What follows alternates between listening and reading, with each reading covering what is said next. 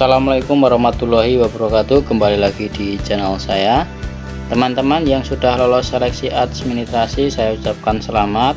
Kemudian jangan bersenang-senang dulu karena masih ada tes SKD atau seleksi kompetensi dasar. Untuk tes ini nantinya pada kisaran bulan Mei ya. Nah, teman-teman persiapkan diri dengan belajar, sering-sering berlatih mengerjakan soal.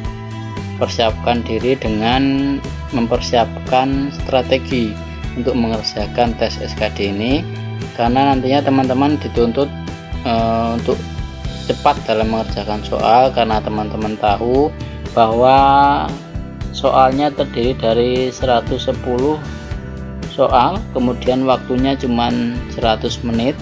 Jadi untuk tiap soal itu tidak lebih dari 1 menit harus selesai dikerjakan.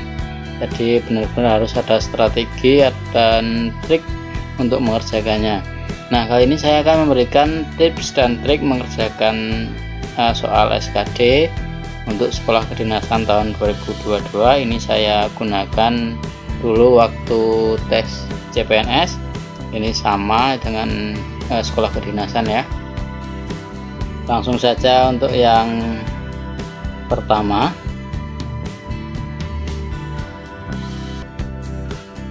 Nah, jadi usahakan satu soal itu dibaca 1 kali.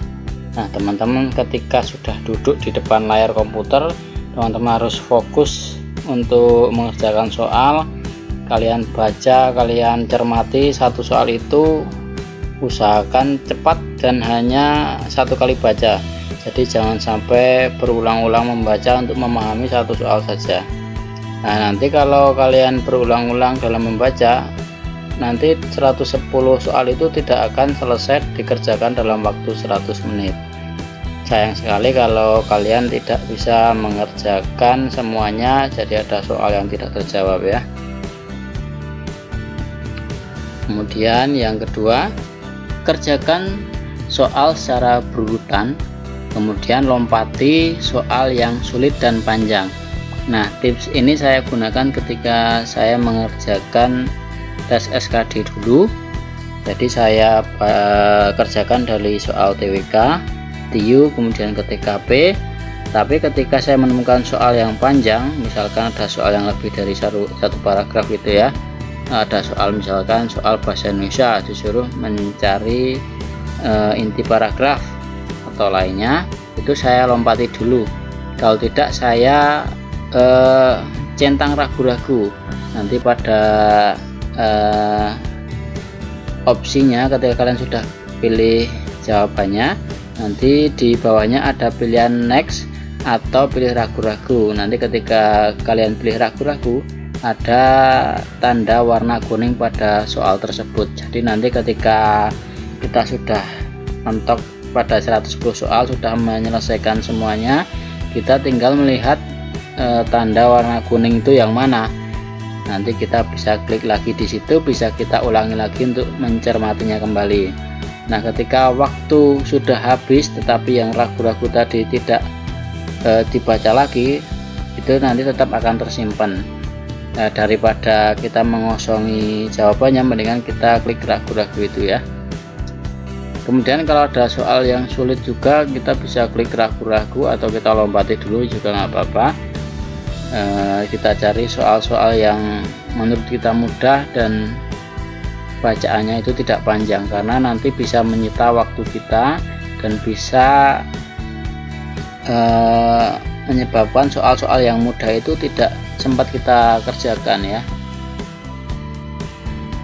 Kemudian jangan sampai ada soal yang tidak terjawab. Nah, ketika kita sudah sampai soal terakhir, jangan sampai kita lupa kalau ada soal yang tadi kita pilih ragu-ragu ya, atau soal yang tidak terjawab sama sekali. Karena sayang sekali kalau tidak kita baca lagi atau kita jawab sedangkan waktu masih ada. Karena perlu teman-teman ketahui bahwa ketika kita menjawab soal dan itu salah, itu tidak akan mengurangi poin kita. Jadi nanti ketika salah itu poinnya tetap 0, tidak minus ya. Kemudian gunakan waktu sebaik mungkin. Nah, jadi seperti yang tadi saya sampaikan bahwa waktu kita cuma 100 menit, sedangkan soal ada 110. Kita gunakan waktu sebaik mungkin, jangan sampai kita terlalu sering banyak membaca, mengulangi bacaan yang sudah kita baca sebelumnya. Nanti bisa menyebabkan kita tidak dapat menyelesaikan soal dengan waktu 100 menit. Kemudian misalkan kita masih ada sisa waktu, kita ulangi lagi dari nomor 1, kita baca lagi, kita cermati lagi apakah jawaban kita sudah yakin atau belum. Nah, kalau sudah betul-betul yakin, biarkanlah waktu itu selesai dengan sendirinya tanpa kita mengeklik tombol selesai. Pokoknya kalau waktu masih ada, kita baca lagi sampai waktu habis. Kemudian banyak berlatih tryout. Nah, ketika kita sudah belajar tetapi kita tidak pernah berlatih tryout, nanti ketika kita berhadapan dengan komputer itu bisa grogi teman-teman. Jadi baru lihat soalnya saja kita sudah keringat dingin gitu ya. Nah, untuk itu kita harus sering berlatih mengerjakan tryout agar kita bisa mengetahui kesulitan-kesulitan ketika kita mengerjakan menggunakan komputer. Nah, ini saya juga dulu pernah mengadakan latihan tryout menggunakan aplikasi saya sendiri. Ini bisa kalian kunjungi di channel saya ini ya.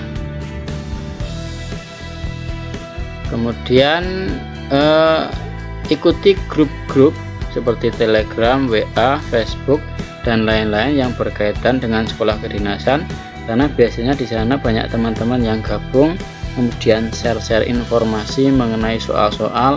Biasanya juga ada sering latihan di grup Telegram atau WA dari teman-teman yang baik hati, biasanya menyumbangkan soal-soal yang mereka temui gitu ya. Jadi kita melakukan pembahasan bersama di situ.